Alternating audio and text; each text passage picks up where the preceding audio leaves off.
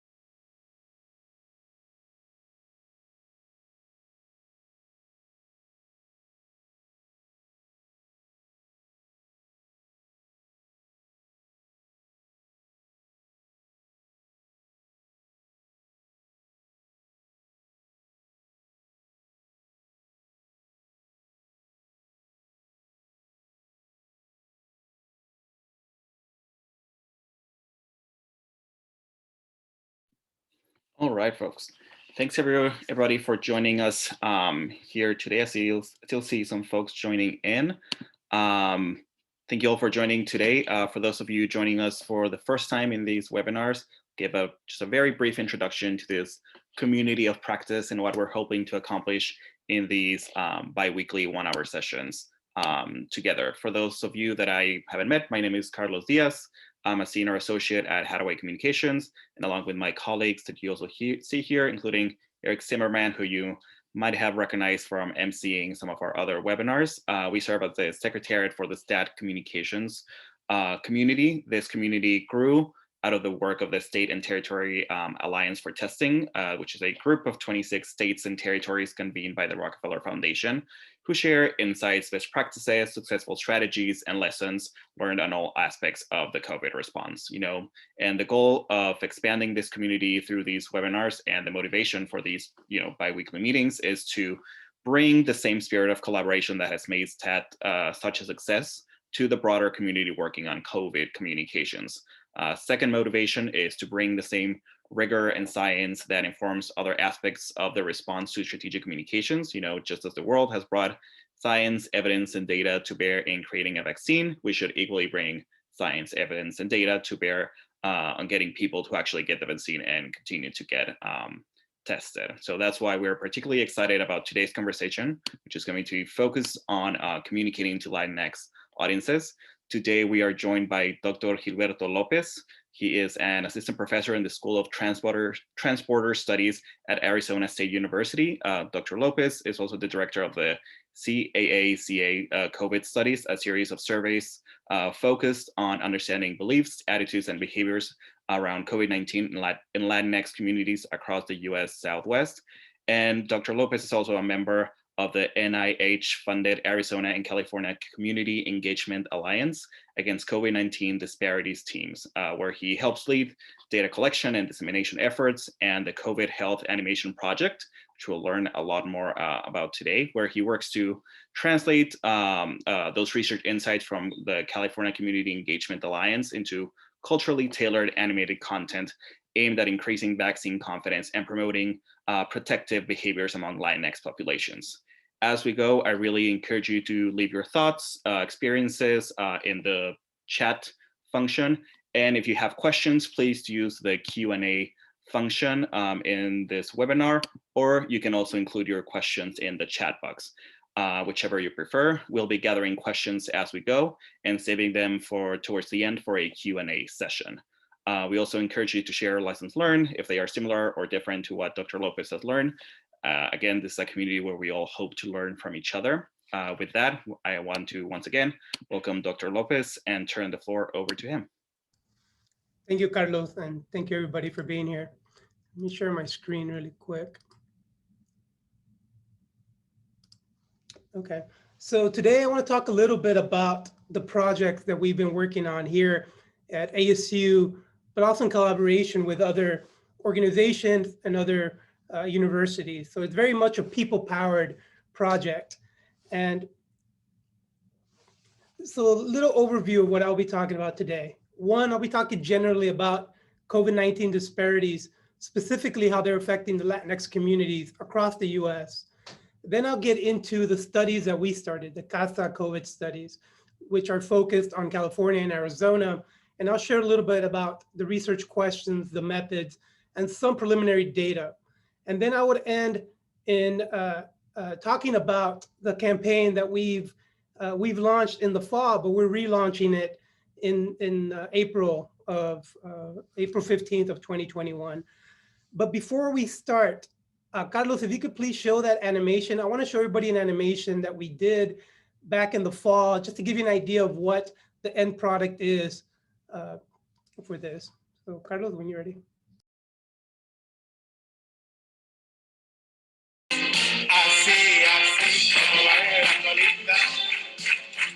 Don Francisco. I love this song. But let's keep our butts at home. What's the reason? Because of the coronavirus. Let me explain. COVID-19 is a novel coronavirus, a family of viruses that affect the respiratory system. This novel coronavirus spreads to your lungs through droplets that enter your eyes, nose, and mouth, and starts to multiply quickly. Your immune system comes to fight against it. For some people, their immune system will be able to fight the virus, and they will have mild or no symptoms. However, other people, especially old people, and those who have medical conditions such as diabetes or heart disease, fall sicker because the virus causes damage to their lungs. Some will need a machine to help them breathe, and others will even die. So avoid touching your face with your hands. O lávense las manos al tono de feliz cumpleaños. Feliz cumpleaños a ti. Y no sean como este muchacho que se la pasa visitando todo el mundo. Quédense en casa. Let's get Latino!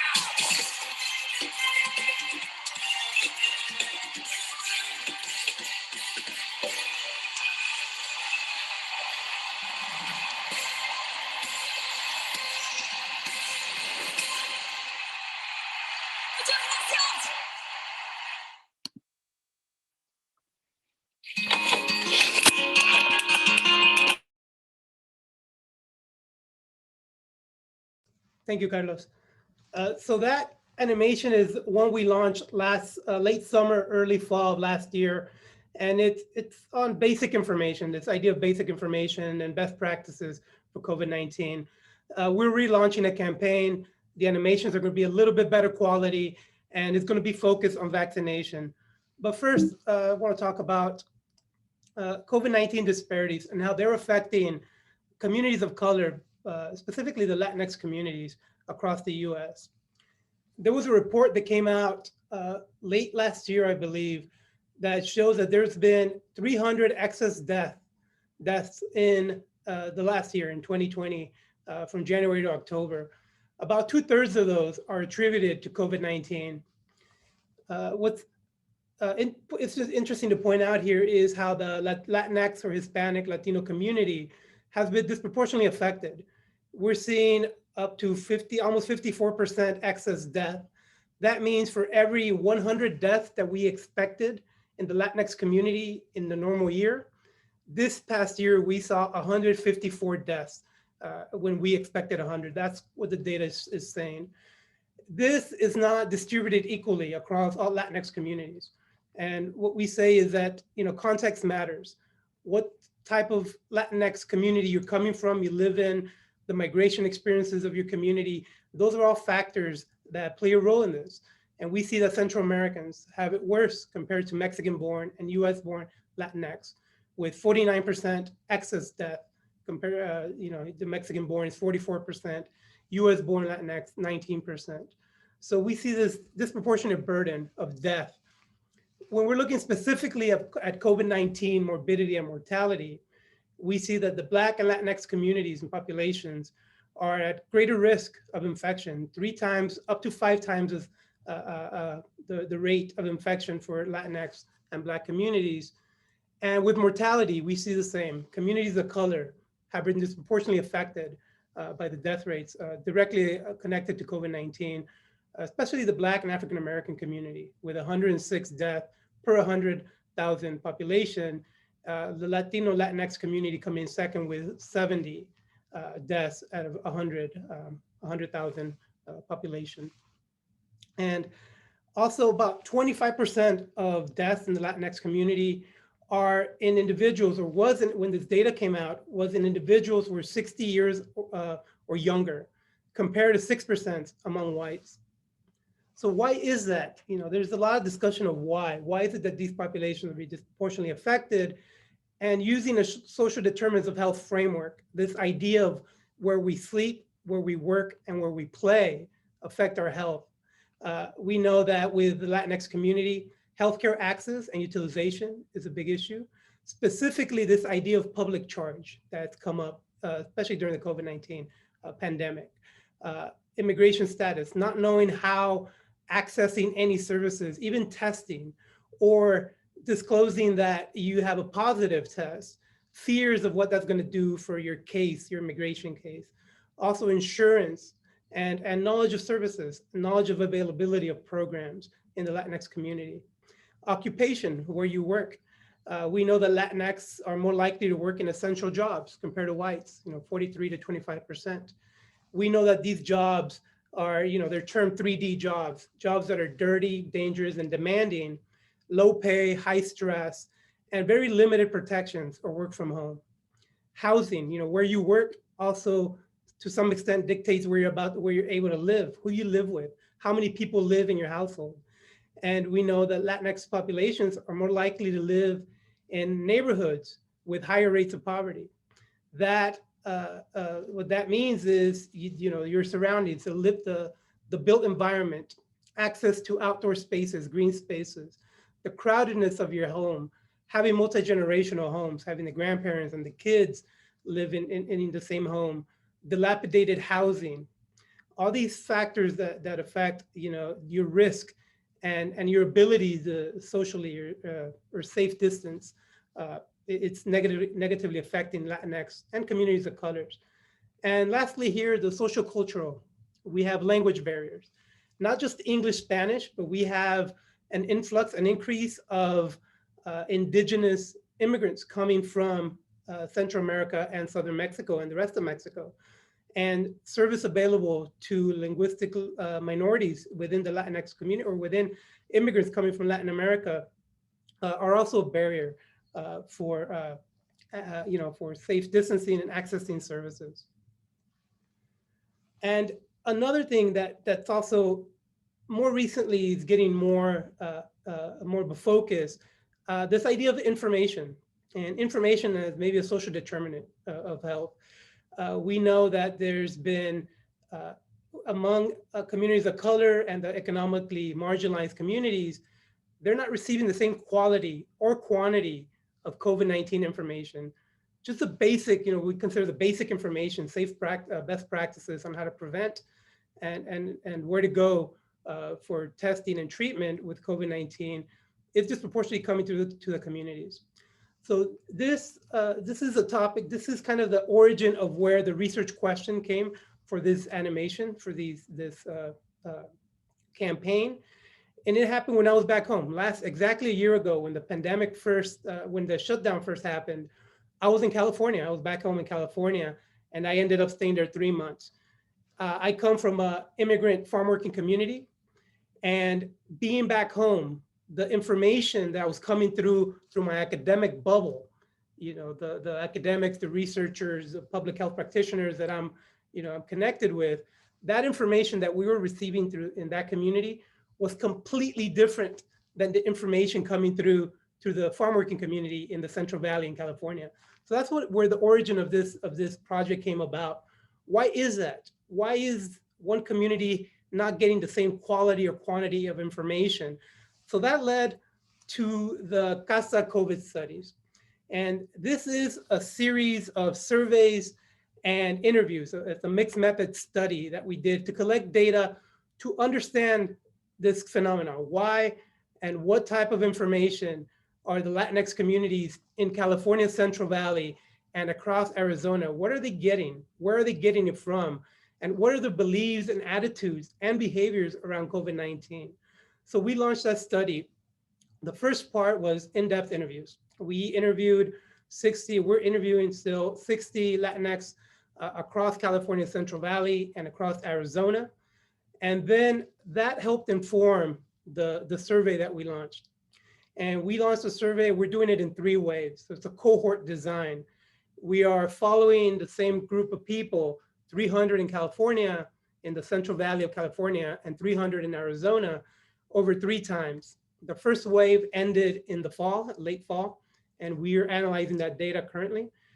Second wave is gonna go out in the spring, maybe next month or in a month and a half. And third wave, the last wave, will be in the fall of 2021. And this is to assess change. Have there been changes in the psychosocial and socioeconomic effects of the pandemic on this population? Also to assess the beliefs and attitudes and behaviors. Have they changed in the year and a half since the pandemic started? And also sources of information. Have that changed? Where they get their information, who they trust, and how and those types of sources, are they changing? Are those attitudes and beliefs changing in the year and a half?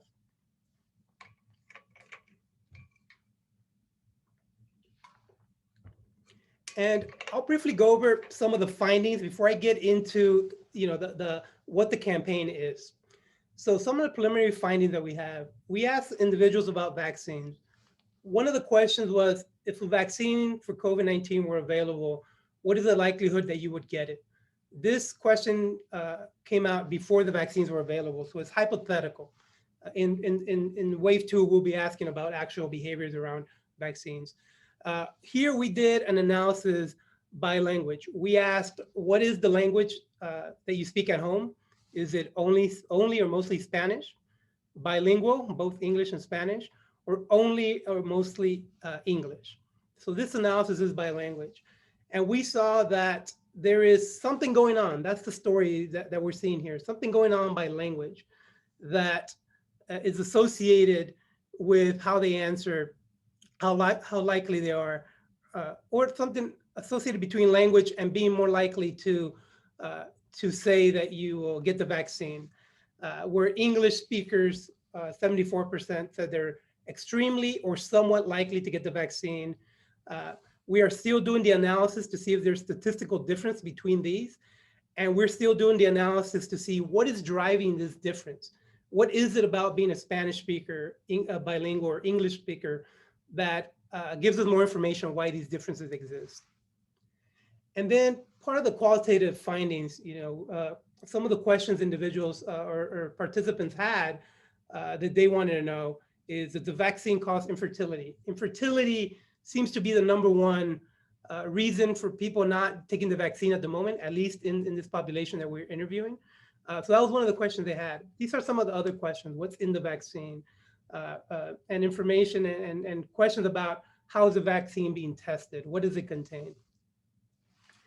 And then with regards to testing, so those questions were about vaccinations. We also asked about testing. We asked, have you tried getting tested for the virus? And then a follow-up question was, how successful, were you able to get tested for the virus? And again, doing the analysis by language here, we see that 33% of Spanish speakers tried to get testing, 43% of bilingual, and 54% of English speakers. So again, we see there is a difference by language. And again, we're doing the analysis to see what is driving these differences in our statistical models that we're running. Also interesting is the success rate of those who tried to get tested. Spanish speakers, only 30% of that 33% was successful in getting tested, compared to 89 and 50% of bilingual and English speakers. And again, something's going on here with language and success in being tested, especially with bilingual. So again, we're still analyzing what is driving these differences. So we hope to have some of those findings, in the next week or two, have more specific understanding, a more nuanced understanding of this. And then with the qualitative part of this, the interviews that we did, we asked, reasons why people are not testing. And it was perceptions of low risk. People felt, I feel fine, I have no symptoms, I'm young. This idea was very prominent in the group that we are interviewing, and also in the surveys. Also this idea, no one in my household's sick. So symptoms, not being able to see the symptoms means I'm healthy. That's kind of the stories coming out of there. And so reasons not to test, and reasons to test. I did a few of the focus groups that where we got the data. And one of the themes that kept coming up was there was exposure because someone who visited us for an event, a party, or a dinner, they later went and tested, they got a positive test, they warned us about it. Therefore, our whole family went to go get tested just in case. So it's not until someone discloses that they were infected and someone became in contact with them that I test. So this here again gives us some information on how people are perceiving the risk and how COVID works in the body. And this idea of preclinical and clinical, and even the visual symptoms that we see outside of the clinic, and how those three different stages of the disease, of the infection, are perceived or not perceived by this population. I don't know if there's any chats that I want me to answer before I move on. Not yet. I think we're good to move on. Okay. And then, so what we did, I showed the first animation. That animation was in parallel with the study, but then we have other animations we created with the first wave of interviews that we did. And those animations, before I get more in depth on that project, I will show you one of them. And Carlos, if you want to go ahead and show it, that animation is on vaccinations. So we started focusing our animations using the data that we've been collecting, and we'll show you this one, then I'll come back to the PowerPoint.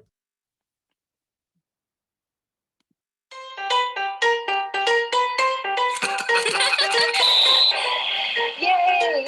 Oh. What is this on your arm? Oh, nothing, Mama. It's from the COVID vaccine trial that I told you about. Oh, that's right. What happens in this trial? They recruit volunteers from our community.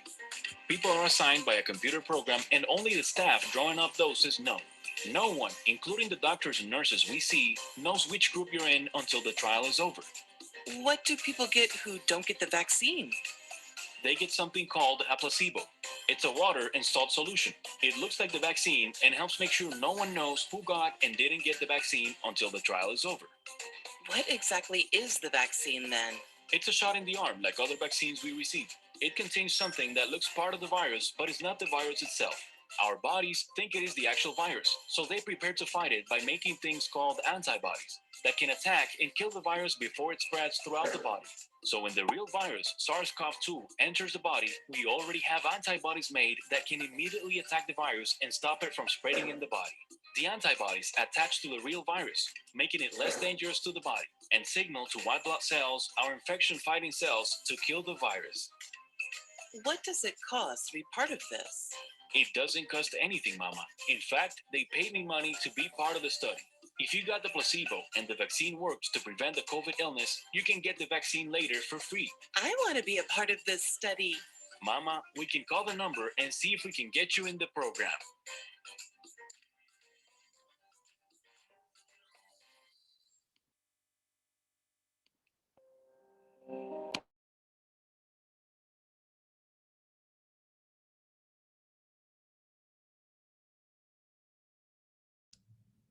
Can you see the PowerPoint or no?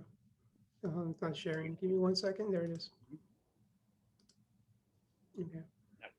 So yeah, so what we're doing, we're using the data that we're collecting to inform the design of this, using the arts to get messages out to the Latinx community about a lot of the misinformation and disinformation that we're seeing in the data we're collecting. This animation was done with UNC, who is a site, was a site or is a site that is testing one of the vaccines. I forget which company it's for. So we worked with them to create this. So what you see there is what we're doing to culturally tailor these animations. We're using icons. We're using icons, popular culture icons from the Latinx community here in the United States. For example, in the first animation we saw, we used Don Francisco, who is a very popular, at times controversial figure in the U.S. Among Latinos or Latinx in the U.S. And then we also used Shakira and J-Lo from the Super Bowl. And we use those as anchors at the beginning and at the end of the animation to want to appeal, to bring that kind of cultural nuance of, and get people engaged into this before we get into the science and the information of what the vaccine is, or the best practices. So that's our approach. We see it kind of as a Lego, a 3-piece Lego. The middle part is the basic information. In the first animation, you saw wash your hands, stay 6 feet apart. The second animation, it's information about vaccine. What is the vaccine? That's the question we're trying to answer with the second animation. What is the vaccine? What's in it? What does it do? And also about clinical trials. The information about clinical trials in the Latinx community is very limited. It's not part of our lexicon. It's not part of a language. So we try to introduce the concept. What is a clinical trial? How do you break them up? What is a randomization? So we try to bring that information in culturally nuanced ways. So that's the middle part, that information. So the way we did this, we could use that middle part in any context and anywhere in the world. The ends are the ones that are tailored to each cultural context. In this case, we're focused on the Latinx community, specifically Southwest, which are mostly Mexican and Central American immigrants, or descendants of Mexican and Central American immigrants. So that's kind of the language, the characters that we're using in that campaign. So those are the animations that we've created. We launched that in the fall. We have links to, there's 5 animations that we have. But now I want to talk about what's coming up. We have the covidlatino.org. If you go to the website right now, you won't find anything because we're still bringing it up. So we hope to have it up and running in the next week, hopefully. And what we're doing, we're launching a more comprehensive information campaign to address a lot of the issues that we're seeing coming out of the data, the misinformation, and especially with hesitancy towards getting the vaccine in subgroups, subpopulations of the Latinx community that we're seeing this. So what we're doing, it's a 3-month campaign. Our launch date is April 15th, and it combines the arts with the social and health sciences in order to create information that's culturally relevant to Latinx communities, again, across the Southwest, specifically California, Central Valley, and Arizona. We have more animations that we're working on. We have illustrations like the ones you see here. We have an artist, renowned artist, Lalo Alcaraz, who's out of LA. He's worked on, Coco from, I believe, Disney or Pixar. He was a consultant on that. He has a show on Fox. He has various shows, and he's a syndicated columnist in LA Times, I believe. So he's coming on board. He's going to help us with a series of, illustrations. This is an example of stuff he's done during COVID-19. It's not part of this project, just to give you an example. So he's going to do a series of these. We're also working with local artists here in the Phoenix, Arizona area, who are also going to come on board and help us with creating artistic, representations of Latinx culture using the data, using findings that we get through our study. And then the other part is the infographics you see here on top, using data and presenting data in ways that are super easy to understand for a community, for populations who might not have, the a high formal education attainment, or even,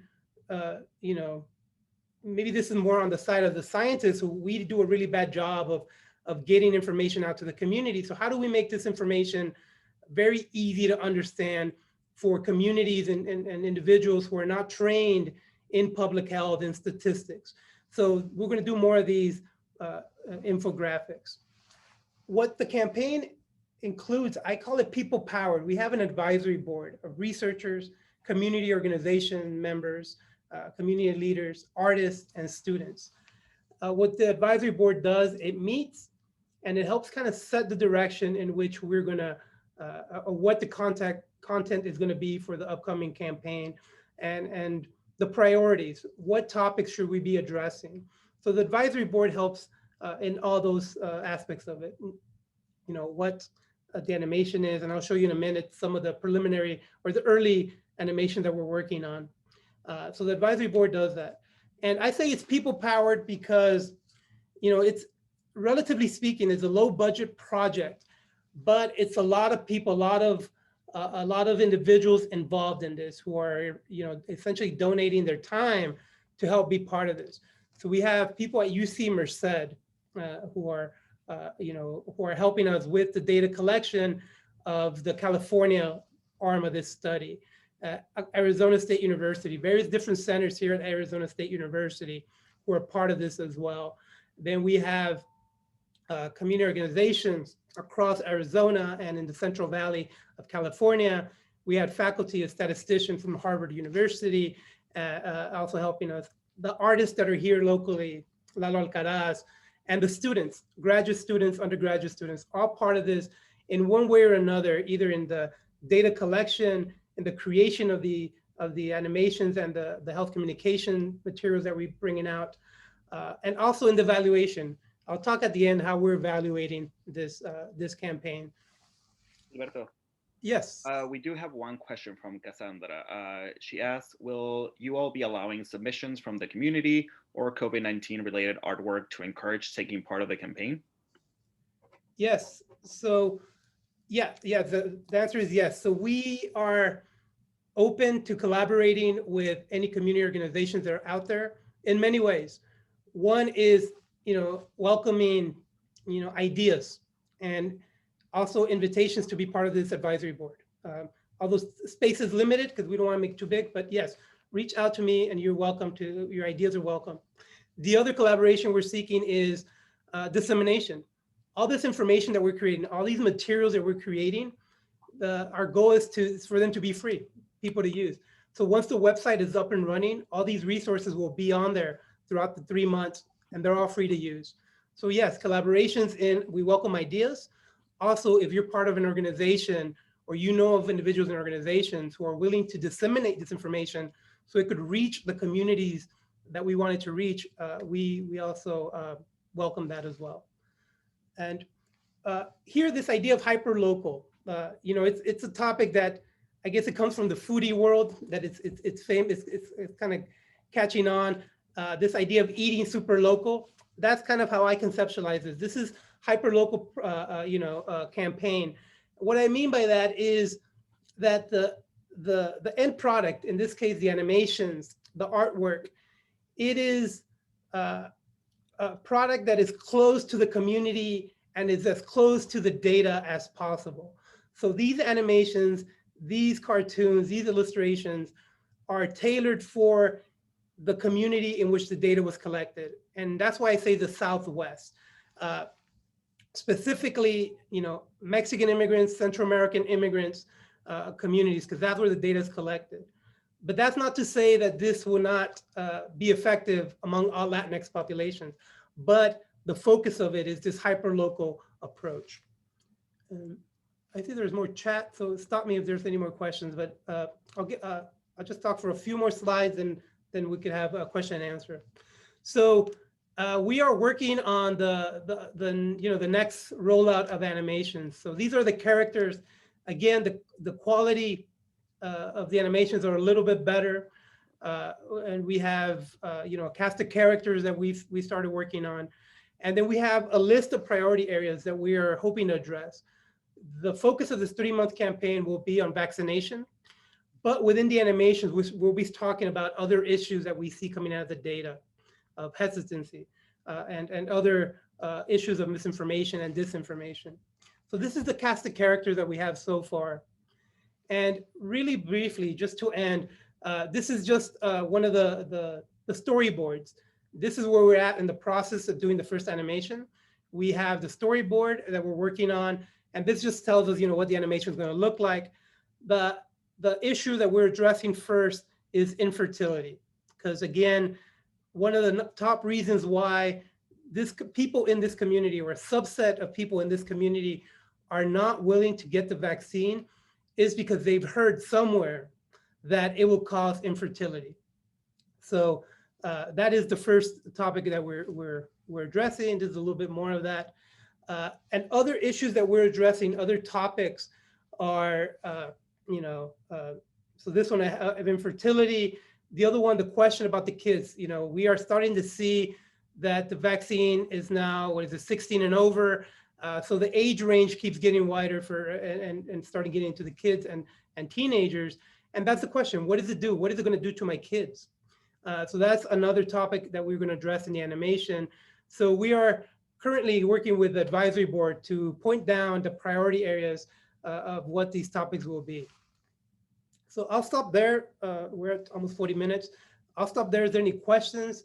And then if we have time, I'll talk a little bit about the evaluation, how we are evaluating this campaign.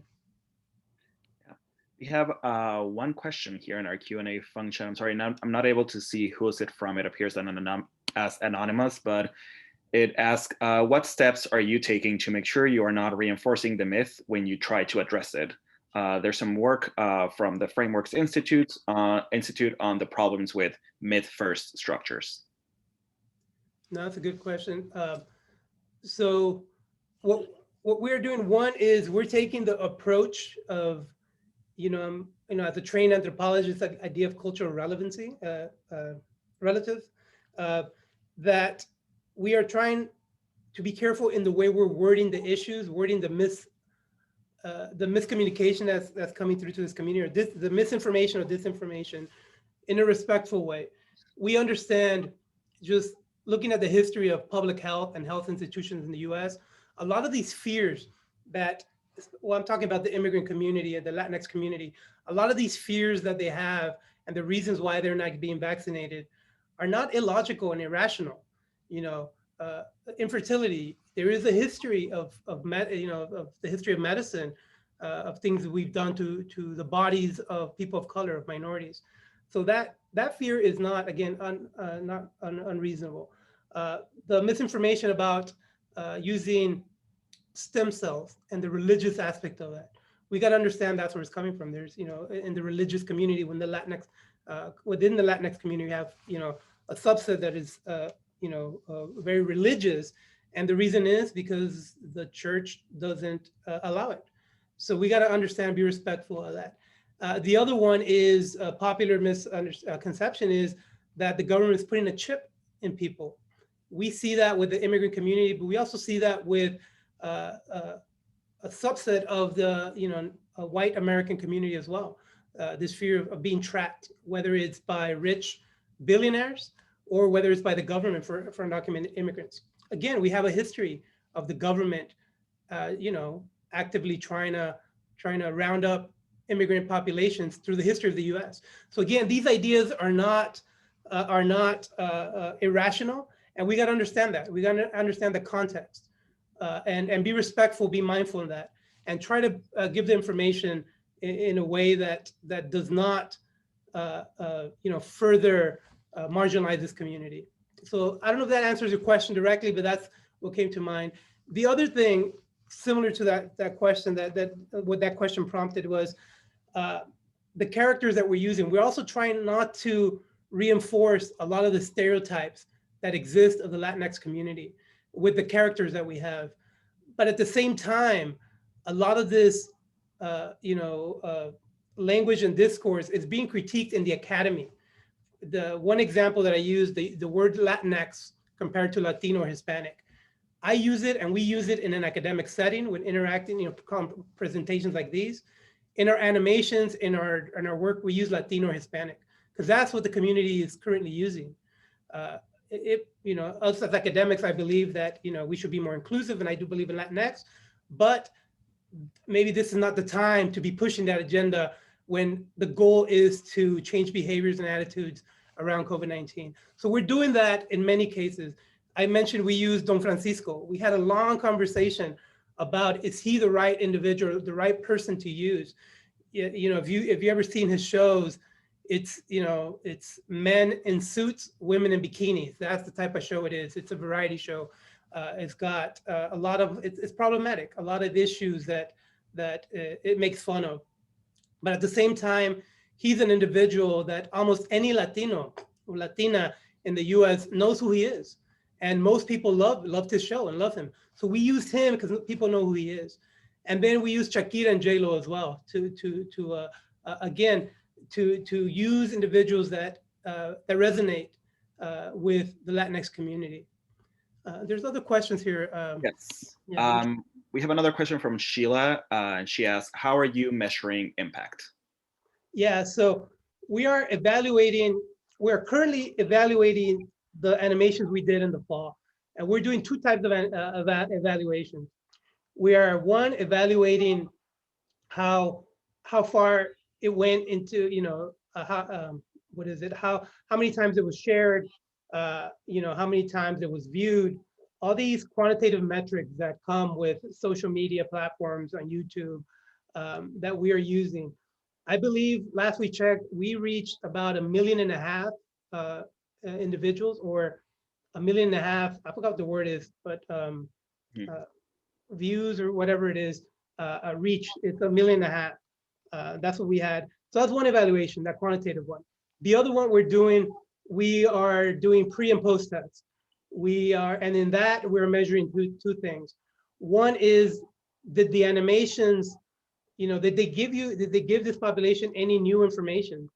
Is it any different than the status quo? Is it any different than the information that we have or other places they're getting the information? So are we adding to what people know? That's one part that we're evaluating. The second part of this pre and post test is we're asking individuals, what worked for you? Does this resonate with you? What characters did you like? What did you like and not like about the animations? So we are also evaluating that part of it. And that study, we're wrapping it up this week. Hopefully we have the data. We will have the data in time to inform the next animations that come into this relaunch of the program. Great. We have another question from Carla, and they ask, through your surveys, were you able to identify the source of misinformation or disinformation on vaccination? If so, what were those sources and how did you address them? For example, how did you approach any influencers who spread misinformation to become ambassadors, quote unquote, for vaccination? Yeah, no, that's a really good question. And that is something we're going to address in the next wave of interviews. Because when we did the first wave, it's, we were not expecting this to some extent, and we're not looking for this. So we got this information that people are getting this misinformation. We don't know where. We know who they trust and not trust, but that is not telling us where they're getting this information.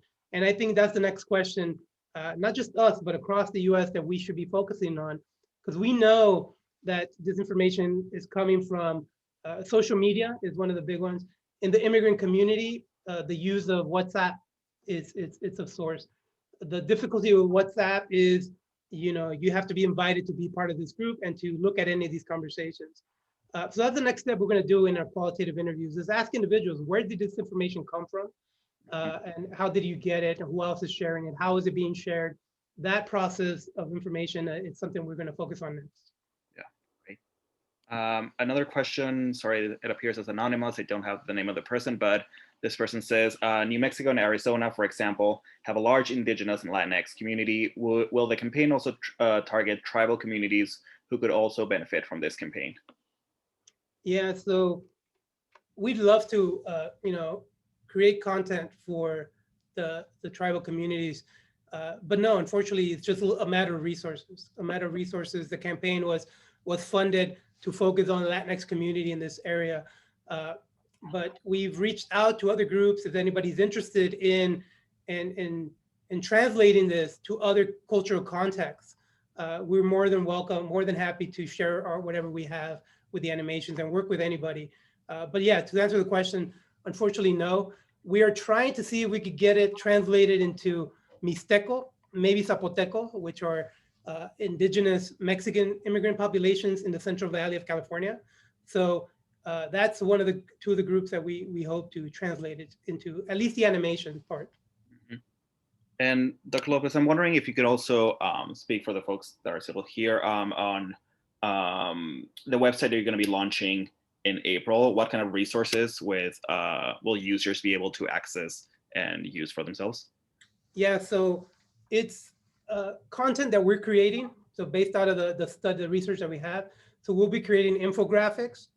We'll be having the animations on there. So you'll be able to access the website and then directly share on social media or through text or whatever, share these animations and this artwork and infographics. We also hope to create a series of one-page explainers on what we find with our studies. So it's original content, but we also want to have resources of testing sites or any information that's out there on how to access testing or vaccination, how to navigate the websites and the apps that are out there. So we'll have other resources that are already out there, and we're going to put them on the website as well. But the focus is the original content that we're creating, that we're disseminating. Yeah. And once that website goes live, our team will also send everyone that attended this webinar today that link. And we'll also be sending today's slides. We have another comment, not so much question, but I think it's in reference to what you were just talking about some pockets in the Latinx community that are particularly religious, that have some, like you said, some valid concerns around the vaccine. This person said, FYI, the Pope has said that people have a moral obligation to be vaccinated, a quote from a January TV interview, and has been vaccinated. Yeah, no, and this is important, what the Pope says. And one thing, it came up in one of our interviews, is when we ask who do you trust and not trust. One issue is, as new information comes in, as new data comes in, our understanding of this virus has been changing. Right now, we're saying 3 feet apart for kids, it's okay, adults still. So that information, so one of the themes that came up is confusion. One day we're told one thing, the other day we're told another. With the church, maybe not so much with COVID, but at least with some of the LGBTQ stances, is the Pope will say one thing, but the institution will then try to correct it. So that's happening a lot with science, and that's the nature of science. But that information is confusing. That approach is confusing to a lot of these communities, where we propose one thing, then it changes with the data we have. So that's one thing we're trying to address. How do we navigate that? How do we address that? Something to be mindful about. Yeah. If folks have other questions, please drop them in the Q&A function or chat. Dr. Lopez, I'm wondering if you could speak. You spoke to this a little bit in your presentation, but you could expand on it, on how easy or complex it was for you as a professor and researcher to collaborate with these animation firms to produce creative content that was fun and eye-catching, but also grounded in research. Yeah, so I mean, it's multiple answers I'm thinking about, but in general, I think the collaboration was somewhat easy in that everybody wants to do something about this, right? All of us wants to do. I'm not an infectious disease researcher. I've done health communication, but my focus on this project came out of frustration in my own community, right? What I was seeing in my community. And I think that's the case for many artists and many researchers. So the collaboration in that regard came easy. I didn't have to, sell anything. I didn't have to convince anybody. They understood, and they see the value of how maybe to some extent public health and public health communication has failed a lot of these communities. So we need to think of different ways and new ways of getting information out there. Using the arts, it's a very effective way. So that idea, I mean, I didn't have to sell it to anybody. Maybe the struggle came more in logistics. Animations are pricey, they're expensive. even if they're putting in the time for free, they still need to pay for things. So getting the grants, there were small grants. We have many small grants that we're using for this. I think that was the more difficult part in the collaboration, and the quality of the collaboration of the animations. You saw the first ones, they're good animations. The message is good. They could be better. So now for the relaunching of the campaign, the quality should be better. So the collaboration itself is, again, it was somewhat relatively easy because everybody cares and wants to do something about this. It's a matter of resources and how the resources are being distributed for COVID-19. We have another question from Cassandra. Cassandra says, what is the best contact information to share with community organizations who would like to collaborate with this campaign? So I put my email somewhere on here. They're on the slide. So one is you can email me directly. The other one, once we have the website up, we'll have contact information on there. With that website, we're also creating the social media platforms. We're going to be using social media to kind of bring people onto the website. So we'll have all the platforms. We have some interns here at ASU who are currently working on that. So we hope to have that up soon. So reach out to me through email, through my own ASU email. Once the website is up, you'll have contact information there as well. Okay, I'm saying okay, just have another question. It's also from Anonymous, so apologies, doesn't appear to have the name, but it says, could you elaborate on the types of grant funding that the campaign has secured, specifically on the campaign/communication side of the initiative rather than the research side? Okay, yeah, so we have a few different sources. One is the University of California. So like I said, the other half of this project, or another part of this project, is at UC Merced. We got a couple of grants, one with the Nicotine, Cannabis, and the Nicotine and Cannabis Policy Center. We had that funding from them. We also got a grant from the University of California Office of the President, one of their tobacco center, the name escapes me at the moment, one of the research centers. That funding, although was mainly focused on collecting the data, part of that funding was also for dissemination, to fund some of these animations and to fund some of these collaborations. So that's one source of funding. The other one is the Atlantic Fellows program, the Atlantic Fellows for Health and Equity Fellowship, which I'm a part of, was a part of. There were small grants that we got through them.